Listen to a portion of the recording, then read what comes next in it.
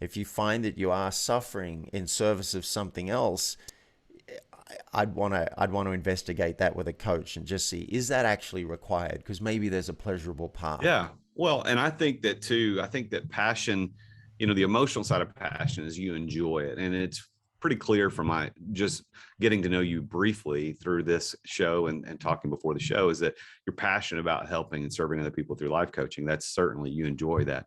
But I think that your key to your longevity in this, because life coaching did for 20 plus years, your key to success in this is because you endured, and not painfully so in the point where it was negative, but you endured it because you knew that there was a payoff in the end, that there was something bigger. So 3 years before you crack $100,000, most entrepreneurs I know, if you're not making a couple $100,000, it's not worth the money isn't worth the suffering. The money is not worth all the mess. Go make the same amount of money at a 40-hour-a-week job and go home and don't have any stress, right? But you endured and pushed through that. That's what I mean by passion.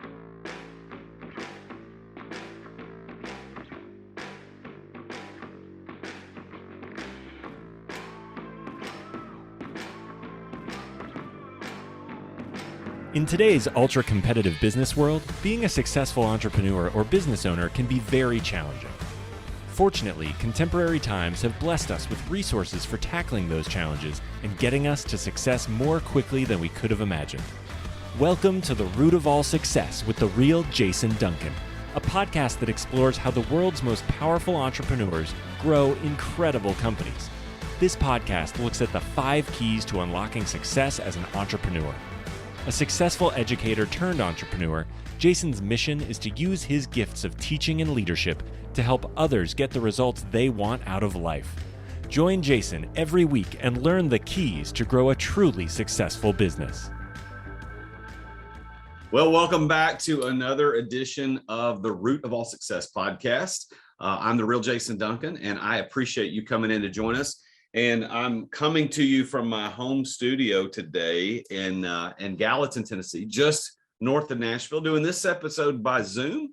And so if you are listening on any of the podcast players, thank you for tuning in. We appreciate being syndicated on the C-Suite Radio Network. We're glad to be a part of that network, and I'm glad that you're here to be a part of our show today. But if you aren't watching on YouTube, I really highly recommend you go check it out, because YouTube, being able to see the guests and see what we're doing and what we're talking about is a fantastic thing. And for those of you watching on YouTube, you just saw me straighten one of the pictures on the wall behind me, and I'm trying to get my mic situated. So that's the way it goes with doing podcasts. So I want to talk about our sponsor for today. Our sponsor for today is the Exit Accelerator Group Coaching Cohort. This is actually something that I run on a regular basis, and I today am going to take the opportunity to make that our sponsor, because our guest today is one of the world's best life coaches. And so I really believe that you need a life coach. I think you also need a business coach. And so what I do with the Exit Accelerator Group Coaching Cohort is I take people just like you through 12 weeks. We meet 8 sessions, and I teach you the 4 things that you need to know to exit your business. Because really, think about it. Are you living the ideal life that you truly want to live? Are you living that freedom of time and energy and money that you started your business to get in the first place? Well, if you're not, what if I told you there's a way to get that sooner than later, and you don't have to sell your company to make that happen? It's something I call exit without exiting. And I started this Exit Accelerator Group Coaching Cohort specifically to teach the 4 secrets that I learned after building a multi-million-dollar business that was recognized in Inc. magazine, Entrepreneur magazine, and even by the federal government as one of the best entrepreneurial companies in the country. I learned how to exit that business without selling it to a third party. I get to maintain all of the financial and tax benefits of business ownership. And I designed this cohort experience to teach you the secrets and the steps, the practical steps that I use to do that. If you're interested in learning more, go to exitwithoutexiting.com. That's right, exitwithoutexiting.com, and sign up. The next cohort starts. I would love to get you in it, and it's only going to be for 12 people. So make sure you go sign up today at exitwithoutexiting.com. So today's guest on the show is David Wood. David is, you're going to hear today on the show about how he went from being in the actuarial business, a very highly paid, very successful and well-respected person in that business, working on Park Avenue, downtown New York, and did that for 20 years. And then by the suggestion of another person in his firm, he went to this conference, and it completely changed his life. And how he took that, what he learned in that conference, to develop into a life coaching business, where he became the #1 life coaching person in the Google search. You know, if you at one time, if you search the words life coaching, he was the #1 guy. He has he's worked for Fortune 100 companies in his actuarial business, like Chanel, Sony, Exxon.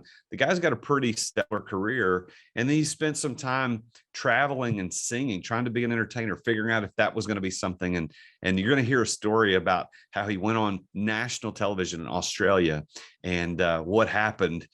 Did he pee his pants, or did he not pee his pants? You're going to find out on the show today. And he's no stranger to his own.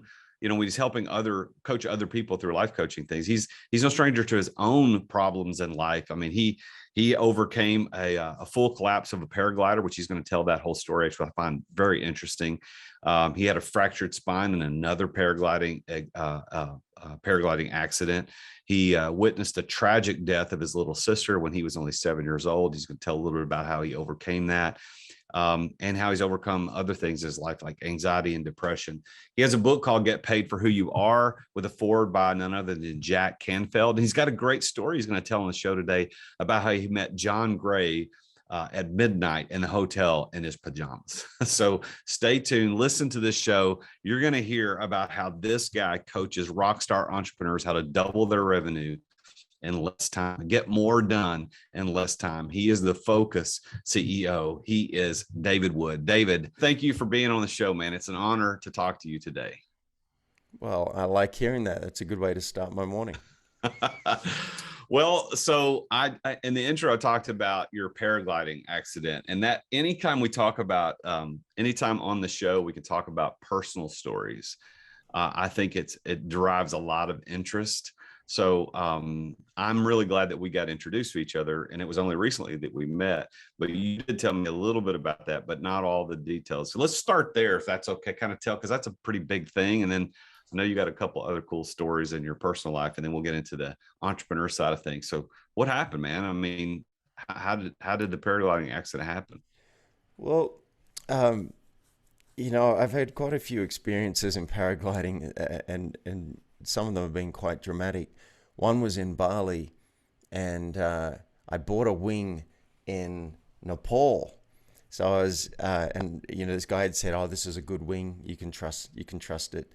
So I'd flown it in Nepal, and went up to 10,000 feet above sea level. But when I got to Bali, I kept on trying this maneuver called big ears. That's where you shrink the size of the wing. You actually collapse just the sides of the wing so that you can come down faster. Sometimes you want to get to the ground as quickly as possible, or just lose some height. And so I did it, and every time I did it, something weird happened. It's like I lost power, and I was falling faster than I should, and something was just off. And I kept on trying to repeat it because I wanted to work out what was going wrong, because it's very important. You don't want it to go wrong at the wrong time. And so finally I said to the instructor, what am I doing wrong?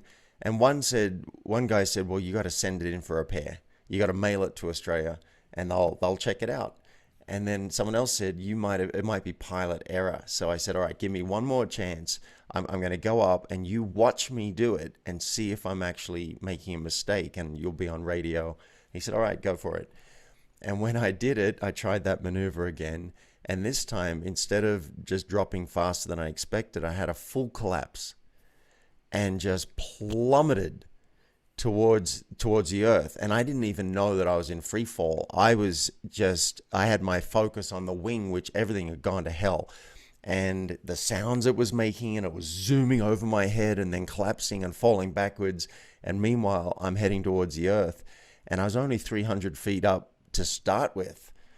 Fortunately, at 80 feet, I managed to reinflate the wing, and now I'm heading straight for a cliff. I managed to turn and avoid the cliff.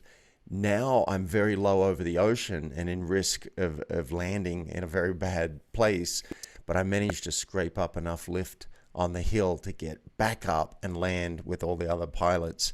Fell to my knees and kissed the earth.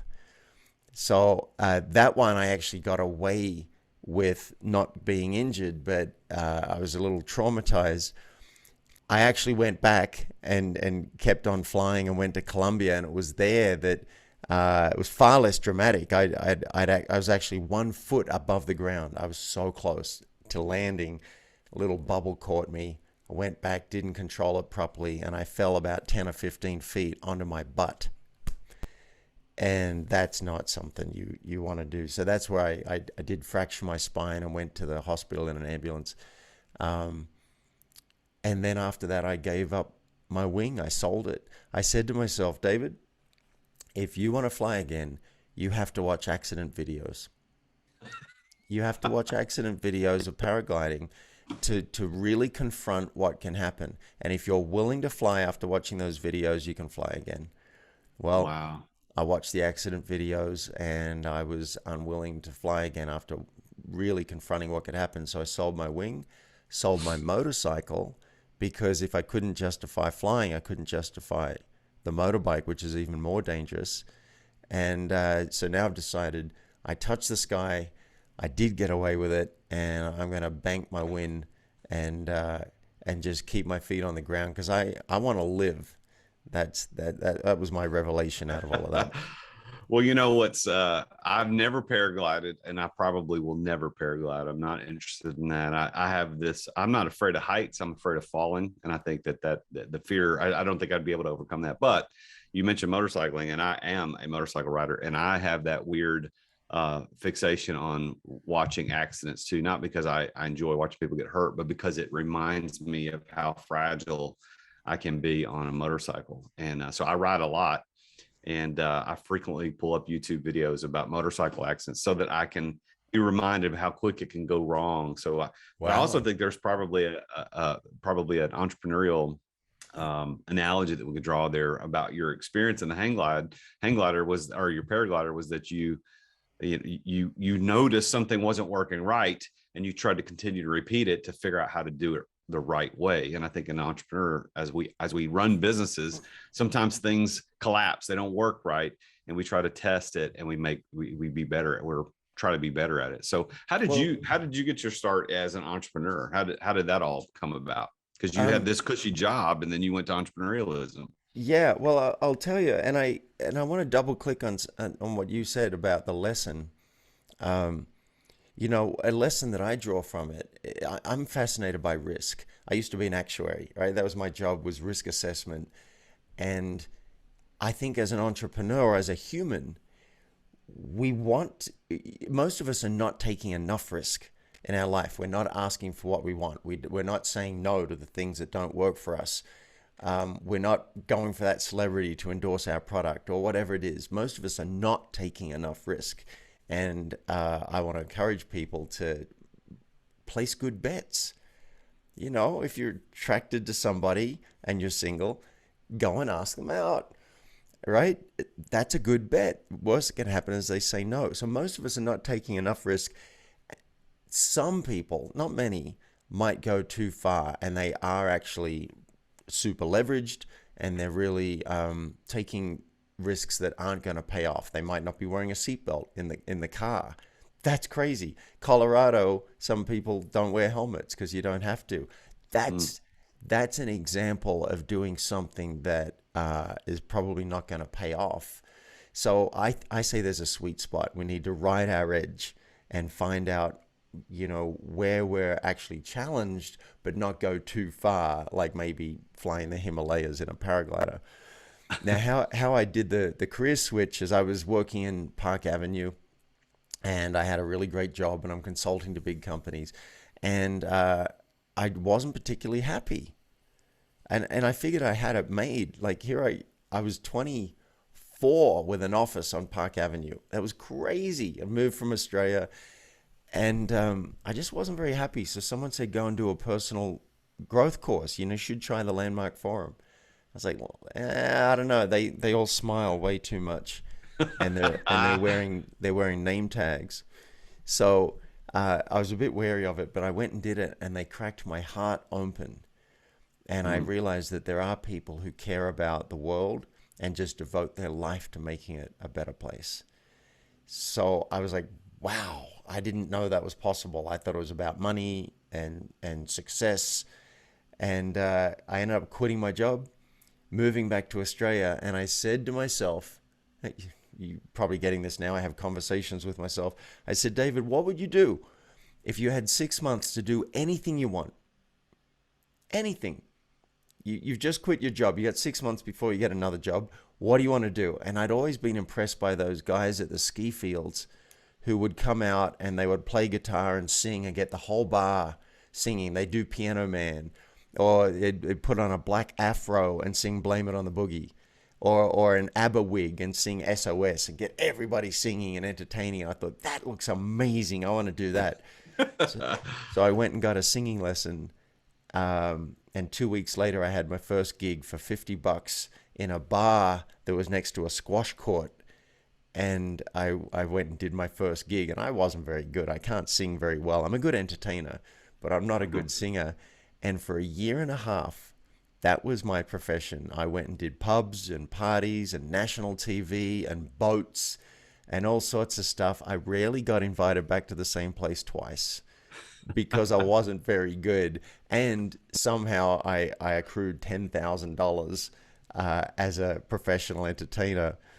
That was a risk. Go back to what we talked about. You took a risk, right? I mean, going out there and entertaining and singing and something you didn't know if you were good at it or not. Exactly. And one of the reasons I like to tell that story is because, the question I think is worth asking every day, am I playing full out? Like, what does it look like to play full out? Because most people don't. Most people are going at about 10% because that's enough. All right.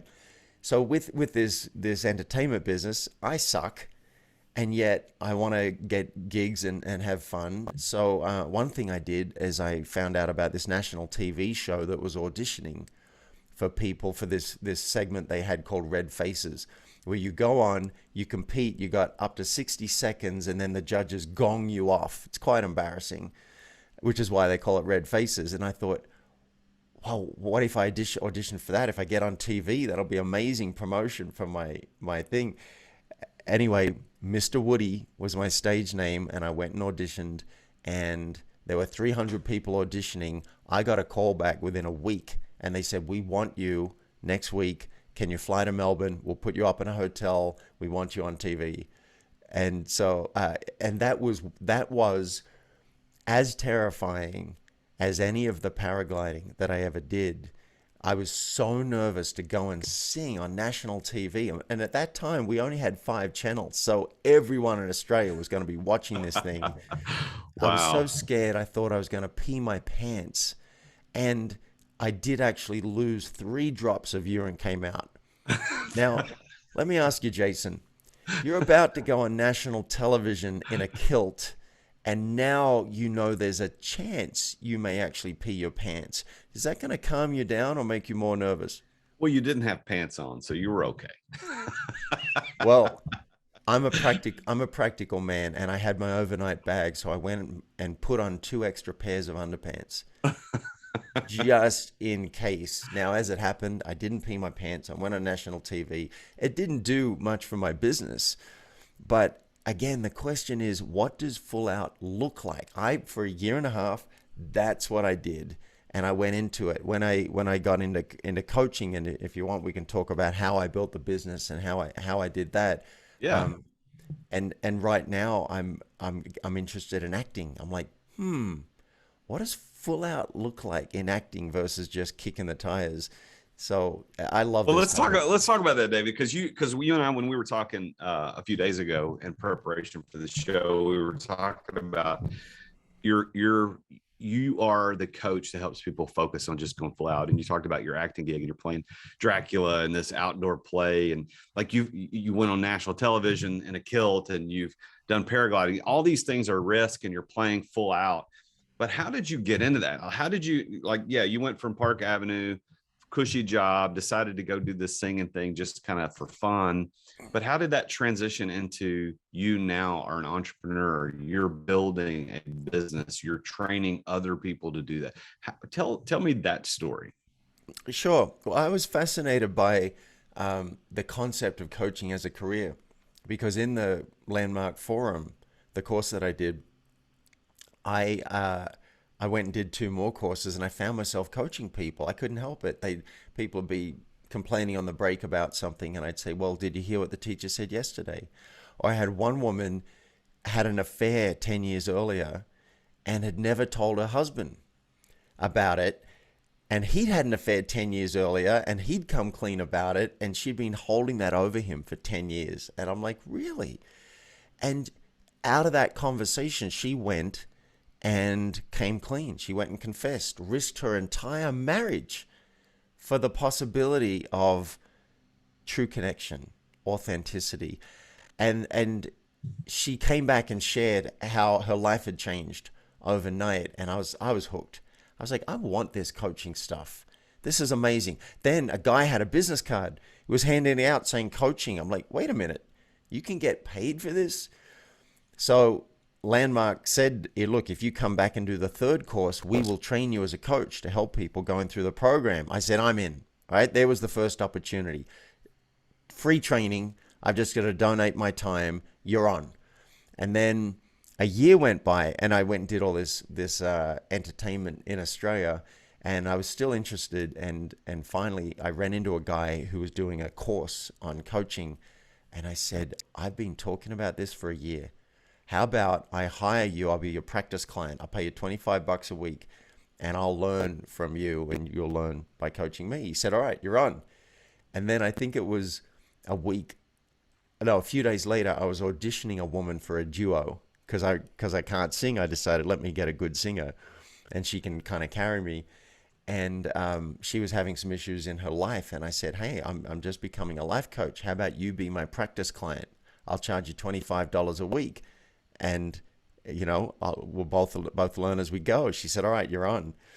And it was classic because I didn't know really how to structure this. I knew it when I did it at Landmark, but I didn't know how to do it with a private client. And we do our first session, and she say, what are we doing next week? What's our next session for session 2? And I said, wait and see, because I didn't know what you did in a second Make it session. till you make it. I only knew what you did in the first session now, so I had to wait for my session with my coach to see what he did, and then I went and did that with her. So that's how I got started. I started calling all my friends. I said, here's my package, but I'm offering 50% off to all of my friends. A few friends took me up, a few colleagues took me up on it. And then I went and hired one of the top coaches in Australia. I thought, look, I'm good. I'm independent. I'm smart. I'm self-driven. Look what I've done so far. This is amazing. But why reinvent the wheel? I need to go and it was a stretch for me financially. I had to really put down big money on this coach. And she taught me so much. So many things that I had not seen. I got that push when I needed it. And one of the things that there were 2 marketing methods that I used. One was internet marketing, because I'm a geek. I'm a systems guy, and I'm like, all right, let me see how internet marketing works. So I went into search engine optimization. I studied it and did all that stuff. Ended up number 1, 4, and 9 on the search engines. There were people complaining because I was dominating the search engines so much for life coaching. And then the other method that she encouraged me to do was speaking. She said speaking had worked for her, and it was terrifying to me, the idea of being in front of a group of people and talking about life and how to have life be better. But she showed me step by step, hey, try this, do a practice at home. And that worked for a while. I actually got clients, but I was so scared, Jason. Every time I was so terrified getting up there on stage, and I felt a bit like a fraud. Something just felt off. I think what it was is I was trying to do a song and dance and present myself with a certain image, and I was just terrified about what they were going to think about me. Well, let And me so, kind of put some structure around the story as far as timeline, because I'm trying to figure out the timing. So you were working on Park Avenue. You went and did the singing thing for a while, and just mainly for fun. It for a doesn't sound to year. me like you tried to do that for about a year. But Yep. then when did you go to the Landmark Forum? Like, was that while you were Oh, still yeah. working? Okay. So the timeline was I'm still working in America, in New York, and I did the Landmark Forum, cracked my heart open. I realized, oh wow, life is different. I got training and coaching, and then I decided to quit my job, go back to Australia, and do this guitar thing for a Okay, year. so you took the big risk. You quit the cushy Park Avenue job, moved back to Australia, your home country, start doing the guitar singing thing. But okay, so what happened next? What was the next step in that progression?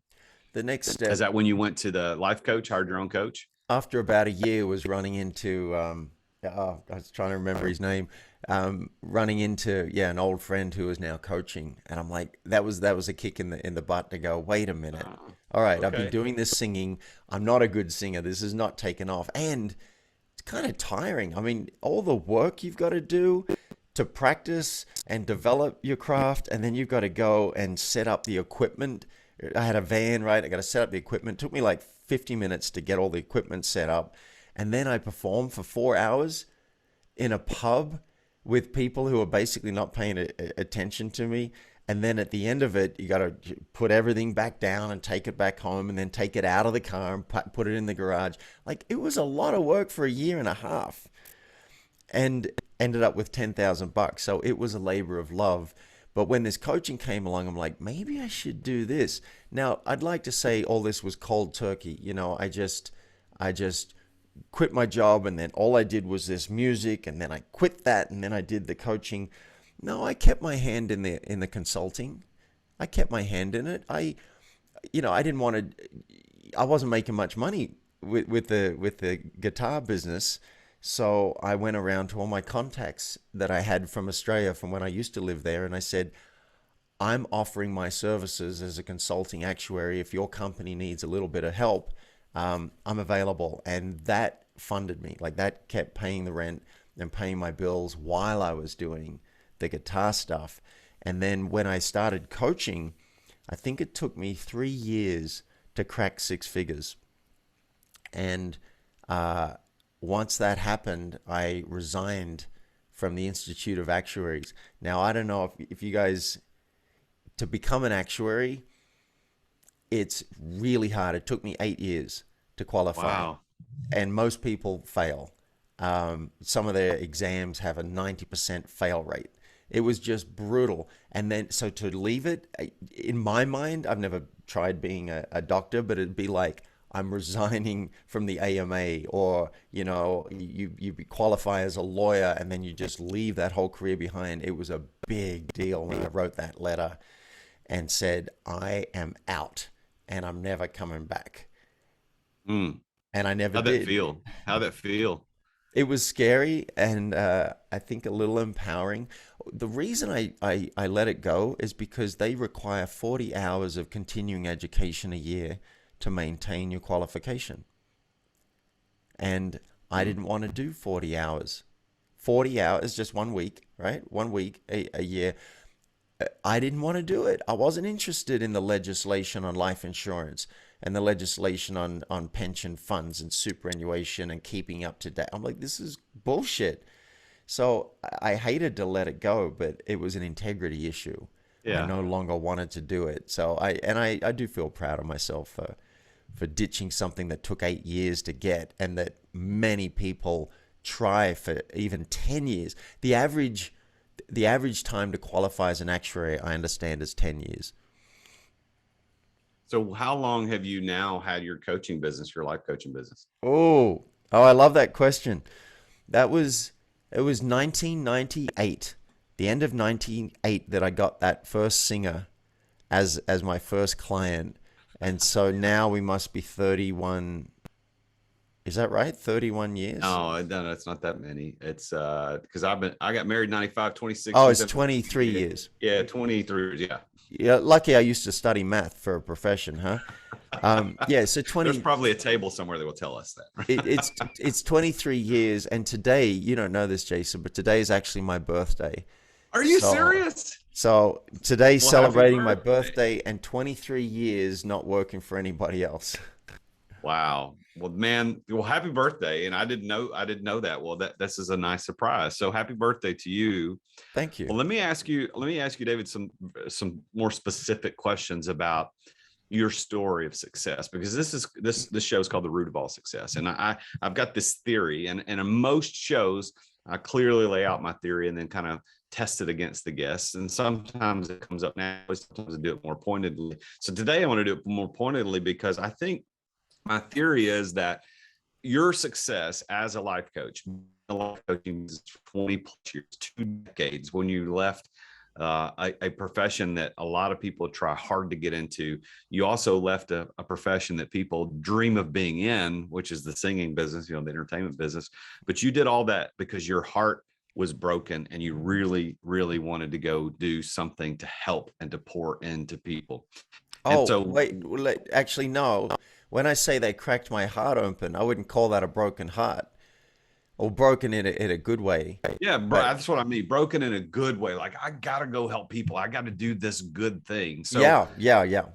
So that's that's the story I get from you. So my theory is that there are 5 keys that every entrepreneur has used to unlock their success, whether life coaches, business coaches, they run in apparel stores or manufacturing, whatever it happens to be. I think that the first key to success is passion. And what I mean by passion is not just excitement and jubilation and enjoyment in something, although that certainly helps. But the word passion actually means willing to suffer, willing to endure for a cause. So for instance, and I use this example a lot on the show, the passion of the Christ wasn't that Jesus was excited to go to the cross. It was because he was willing. It was rather he was willing to endure. That's what we call it, the passion. He's willing to endure for a bigger issue, right? A bigger thing rather than just what was occurring at that moment. So for you, David, as a very successful life coach who's coached for 20 plus years, do you believe that sort of passion has fueled and unlocked your success? And if so, tell me a little bit how that worked out. Oh, the question feels deep to me. Let's see what comes out. I think it goes deeper. When I was a kid, I lost my little sister. I was 7 years old, and she was killed by the school bus when we came home from school one day. And I witnessed it. And I think what happened, because we didn't really know about therapy back then, I didn't go to the funeral, we just didn't talk about it. I shut down my emotions. I shut down my feelings. And I grew up as a bit of a cardboard cutout without even knowing that that's what was happening. And then at the age of 23, 24, I think just before I went to the job in America, I went to a therapist and said, I have broken up with the first love of my life 8 times. And now I want to get back together with her. What the hell is happening? And he helped me see that I had shut down emotionally. And he said, I think you are sensitive. You are sensitive, and that's why you're having trouble right now, but it's all been suppressed. You've got a complicated grief reaction. I think I can help you. And so he started my true journey in opening up and connecting with the world. I learned how to cry. I learned how to grieve. I went back and had conversations with my parents and my neighbors about my sister. I went and asked my mother if I could see her things that she'd kept, her blanket and her doll. And so that began my path. When I did Landmark in 1997, at the age of 27, that helped crack my heart open even further. I was like, oh, okay. And I realized I do care about the world. I didn't know that. I actually do care, because people were saying, I want to cure world hunger and I'm going to world peace. And I stood up with tears streaming down my eyes and I said, how do you know that? And I don't want any of that shit. I'm worthless. And the guy said, how do you know? How do you know you don't want any of that? Where'd you get that from? You got that from your past.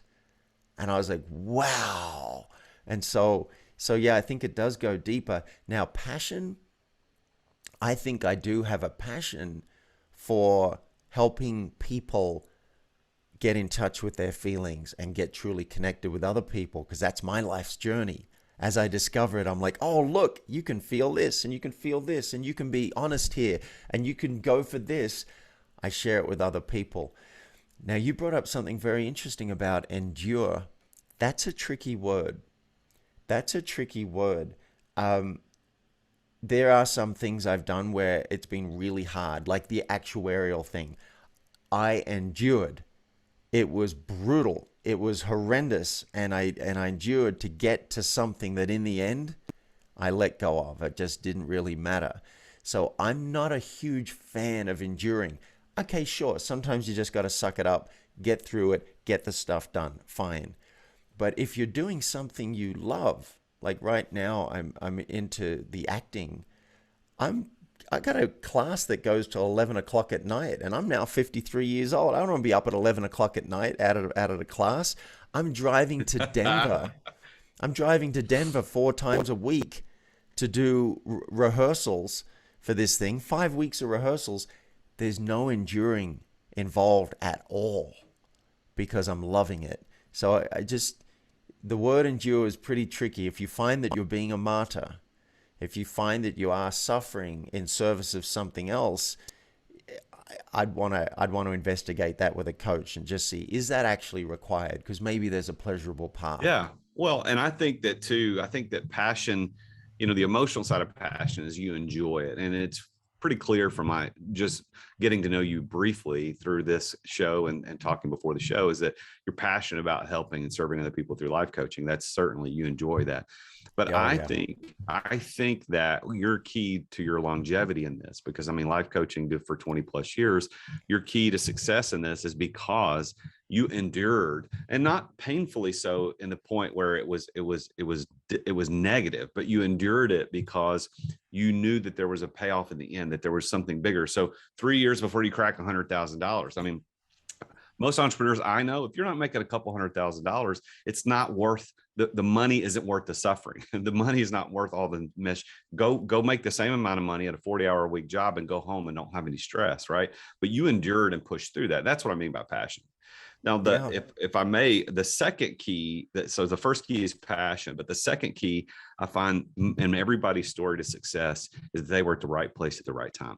And for you, as an Australian working in the United States, working in New York, going to that particular landmark forum that was available at that time, that to me sounds like one, if not, there's probably many, but one of your right place, right time moments that catapulted you into that success stratosphere that you now experience. Would you agree, or is there another place in time that's more important to you?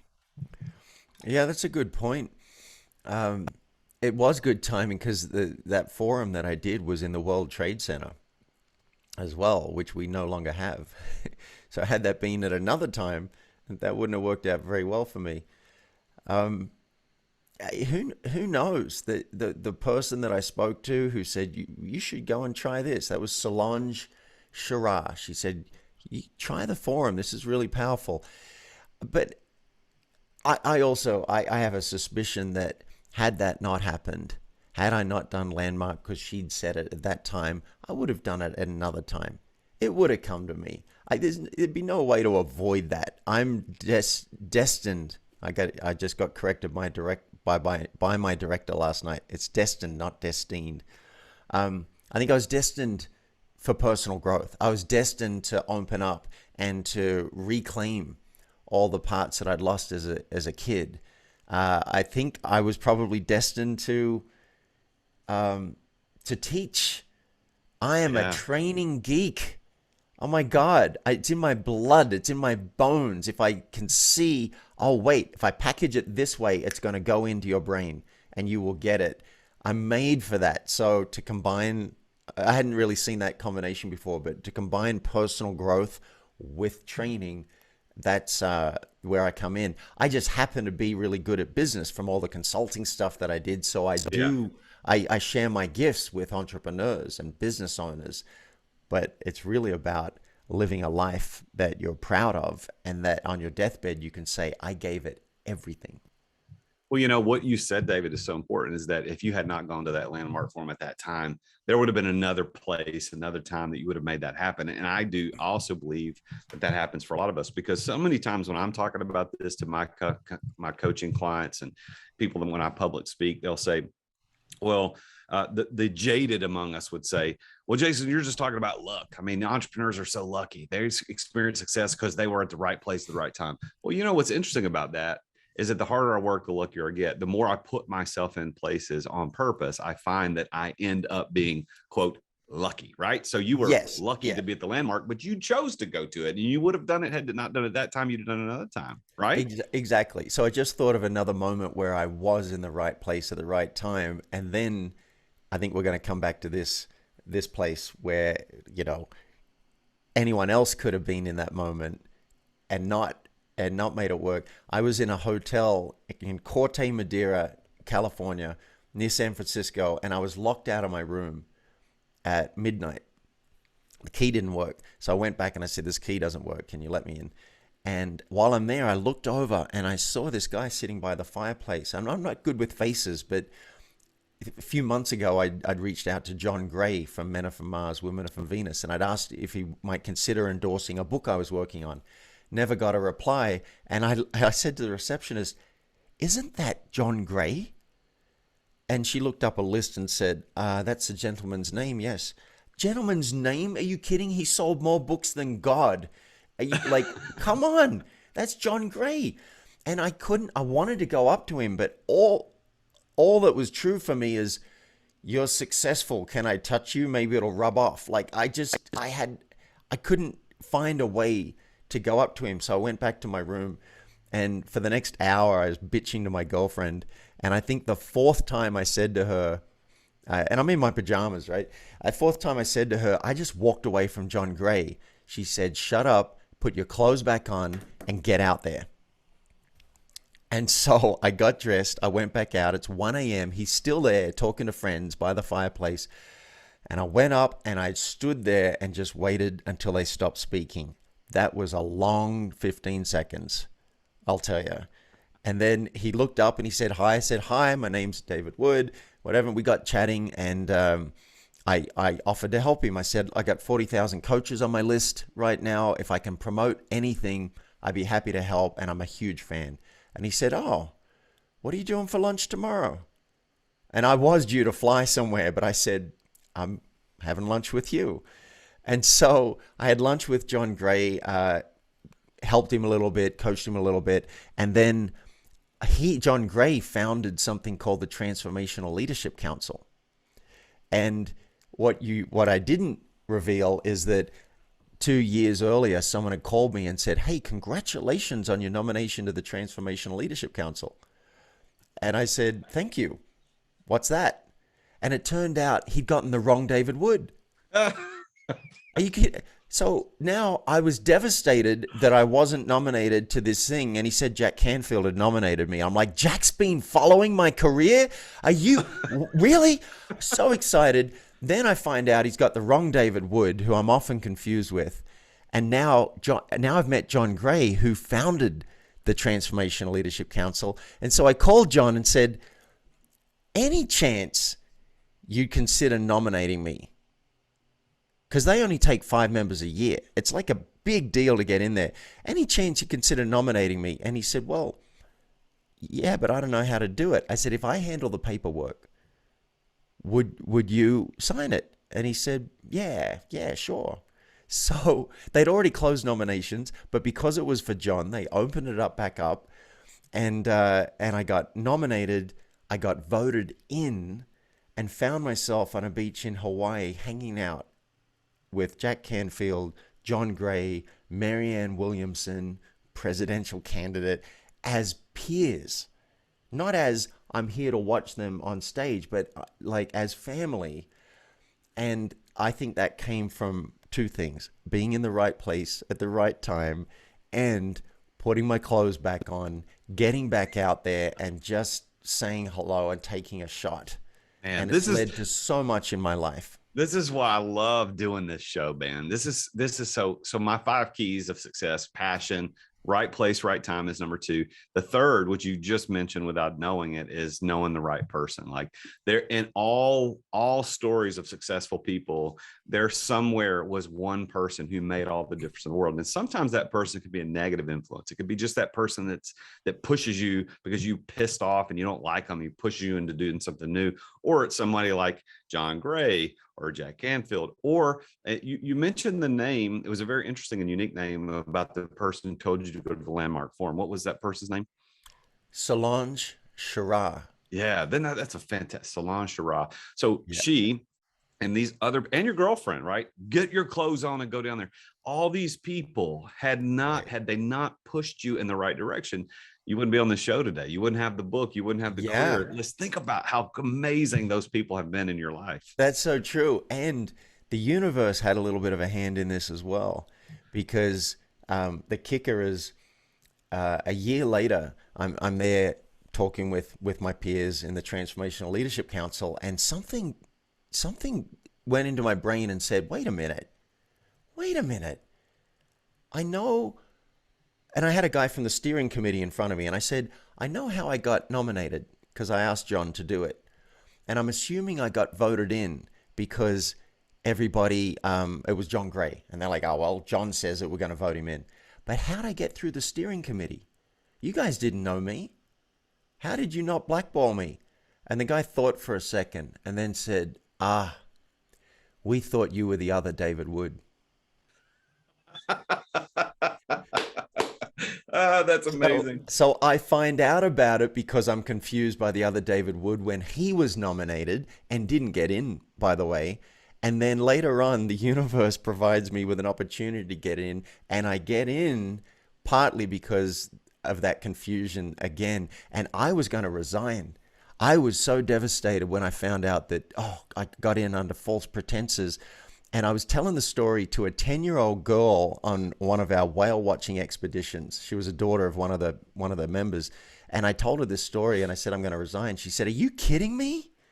You are so meant to be here. All of that to get you in here and you're going to resign? You are so meant. So wow. The universe sent me a 10-year-old to convince me not to resign. And I did stay, and it's been an incredible experience, and I decided to open up and receive it. And that is great. I love it. I rarely tell that story. That was fun. That's so great. Do you happen to know who that 10-year-old girl is? Did you have a relationship with her? Like, know who she is? No, I can't remember, who she belonged to. I just remember her saying, are you crazy? You are so meant. And then someone was kind enough from the steering committee to call me and say, I heard you're considering resigning. I hope that's not true because you really belong here. And that was very sweet. I think that when possible, my encouragement, and this is kind of a life coaching thing you would know more than me about, but I think when possible, I think reaching out to the people who've had such amazing influences and push us in the right direction, whether or not they are aware of it, I think is such an important thing. And I've had guests on this show that have broken down a little bit emotionally to think about, wow, you know what? I've never thought about that person and his or her influence in pushing me to success. And so I would encourage you, when possible, and anybody listening, if there's a right person in your past, whether they were negative or positive, just send them a note. Say, hey, you may or may not know it, but the success that I experienced is in part due to your influence in my life. So thank you for that. And I think that that's so important. Well, let me get to the last two. So the last 2 keys to success, we got passion, we got being in the right place, right time, right people. Those are the top 3, and those happen very clearly in most people's story. The last 2 are a little bit did have to dig a little deeper, but I don't think I have to dig very deep in your story. And that's the 4th key is preparation. It's having to know how to pull it off. And here's where I heard in your story, and I want you to tell me if you agree, is that your preparation to be successful as a life coach and to make a business out of it, not just to charge $25 a week and hope it works, right? But to make a business out of it. is that you spent so many years as an actuary where you learned business. You knew how to calculate things, how to think through business. You prepared for success as a coach by being the guy in the kilt peeing in his pants on stage, right? You pushed through those adversities so that you could help other people do the same thing. You fell out of the sky, for goodness sake, and now you know how to help people do it. Am I right? That's your preparation. I love that. The words that come to my brain are street cred. You know, I feel like I have the street cred because I really have pushed the limits in my life, and I want to help others do that. And I've also pushed the limits too far, and I found out what trauma feels like in my system. So I love being a guide for people to lovingly hold space for them to do this. And say again the name of this fourth. Oh, preparation. Yeah, preparation. Yeah, I love that, because now as I look back over the story, I see I prepared by doing the landmark. I did like 4 or 5 or 6 landmark courses. I went and volunteered as a coach to get trained. When I got back to Australia, I took the opportunity to work with this guy as a coach.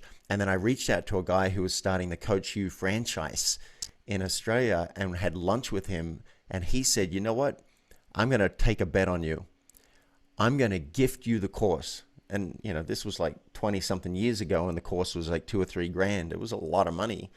And he said, I'm going to gift you this, and I just trust that you're going to contribute. And so I worked for him in exchange for this. And that was amazing to have all this coach training. And then I went and got a coach and said, you show me the ropes. So yeah, definitely preparation was involved in so many of these places. Just the fact that I'd reached out to John Gray asking for a testimonial before that had happened, and I've been stalking Jack Canfield in a good way for years. But you say preparation. The word that came up to me before this interview, when I was thinking about being on the show here, was commitment. Yeah. And Vic Baronco is someone that I followed for years, and he said, true intention is demonstrated by attainment. And I think that's true. If you really, really want something, you'll know because you are taking massive action around it. You are really going for it. And then ultimately you will have that thing. And that's how you'll know that you actually were committed to it. Otherwise, if you're not committed, you're just trying. And that's fine too. Yoda says there is no try, only do. No, there's both.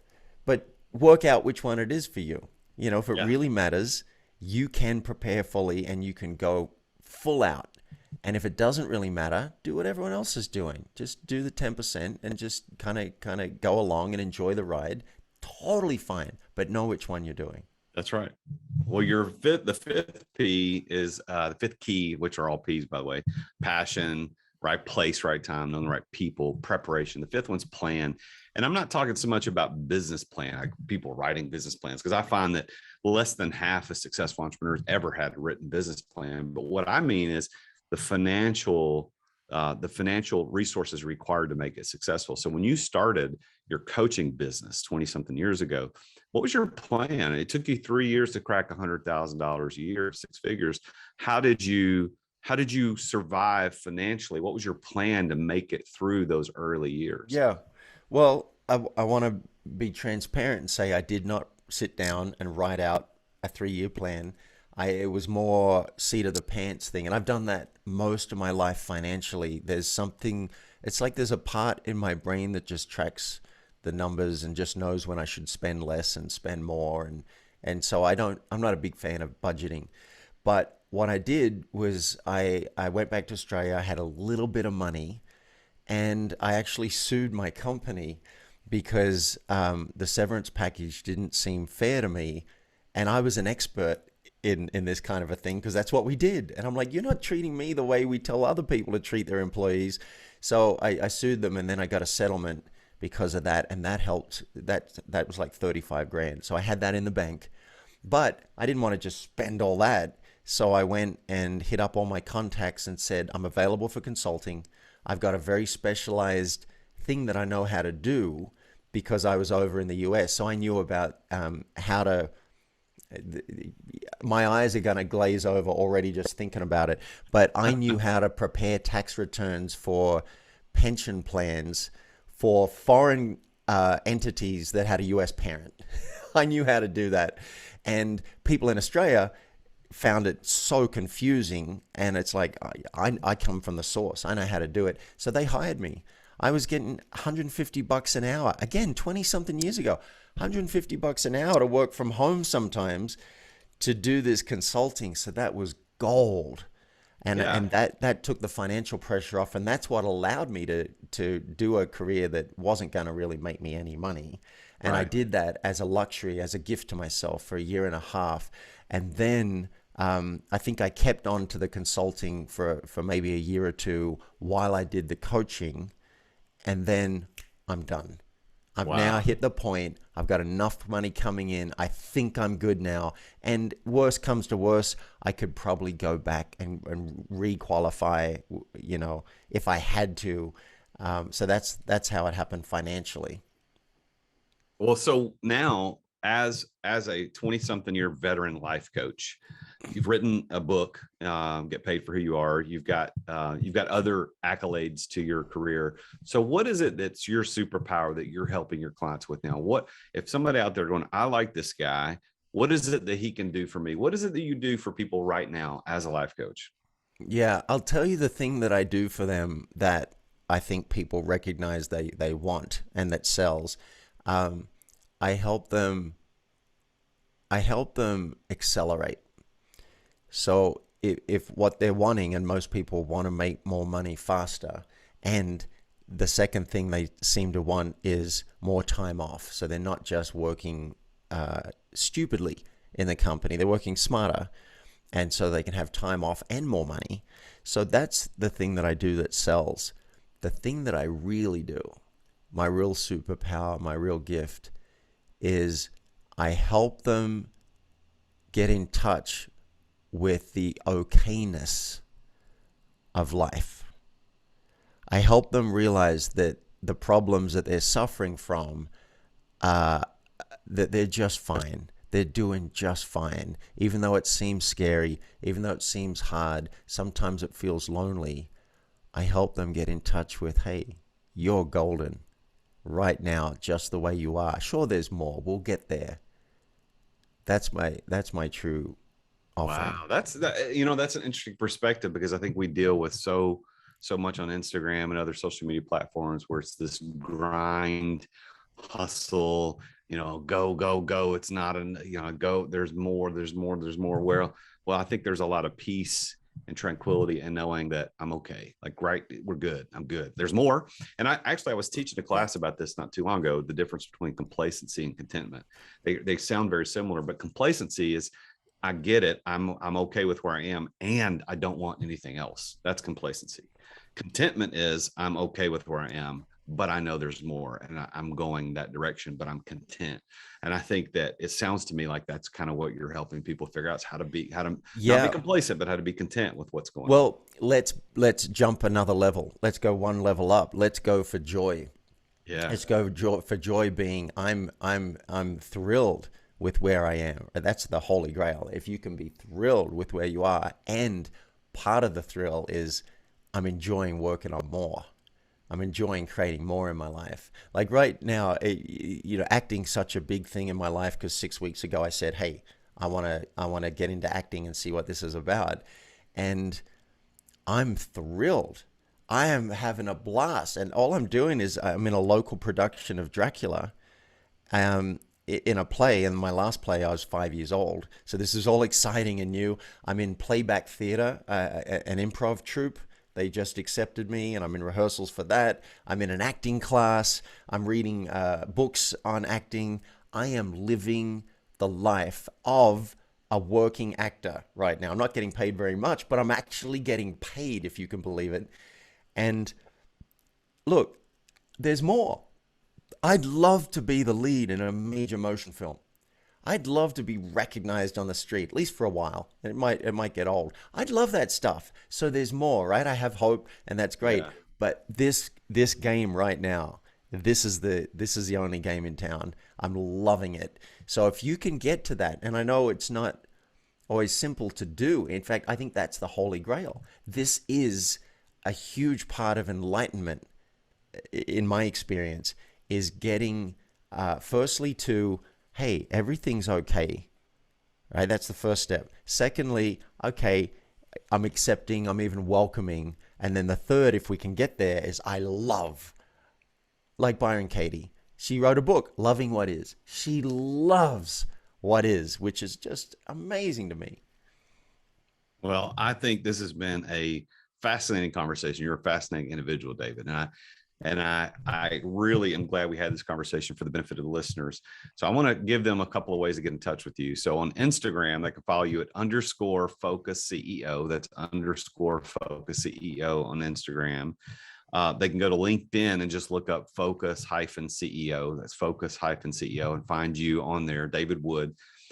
You also have a kind of a special offer that you want to give. You said that it's at myfocusgift.com. Could you tell everybody what's at myfocusgift.com? Yeah, I thought of some fun ways that people could get some more value and interact with me if they want.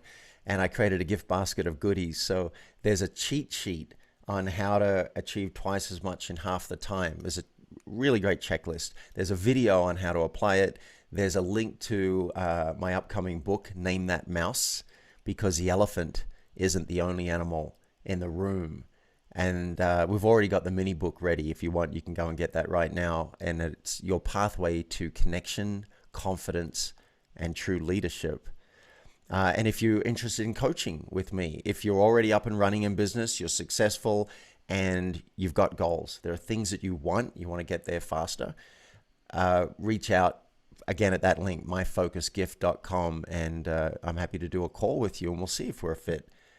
I'm not a fit with everybody, but if we are a fit, we could do some pretty cool stuff together. Yeah, well, this has been great, David. Thank you for being a guest on the show today. Thank you for sharing your story with me and with my listeners. And thank you for following your passion and making sure you go through these weird undulations of life, from actuary to paragliding, to singing on stage, to life coaching for $25 a week, so that we can have a story to tell. And good luck in your production of Dracula. I know that's coming up soon. So good luck in that. Break a leg. I think that's what we're supposed to say to actors when they go on stage. Break a leg. Thank you for being here. It's been an honor to talk to you, and I look forward to talking to you again in the future. Thanks, Jason.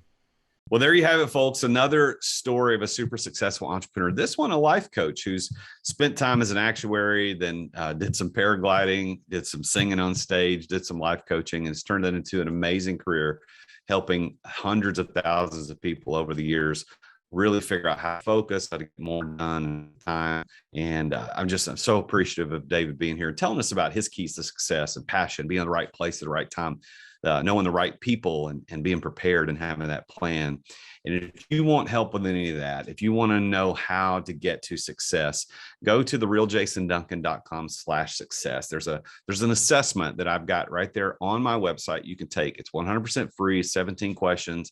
And within 24 hours or so, you'll get a personal report on your predictability, what your probability of success is based on the 5 keys of success. After I've interviewed literally hundreds of entrepreneurs against these things, you can know what your probability of success is. All right. Thank you for being here. Thanks for listening. I will see you again next time on The Root of All Success, when I talk with yet another amazingly successful entrepreneur about his or her story and how they became successful and how they use the 5 keys of success to unlock their success, the same keys that you can use to unlock your success as well. I'm the real Jason Duncan, and remember, Jesus is King. Thank you for listening to another edition of The Root of All Success with the real Jason Duncan.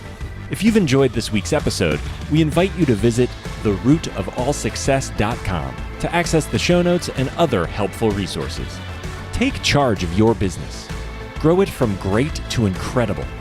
Join us again next time here on The Root of All Success.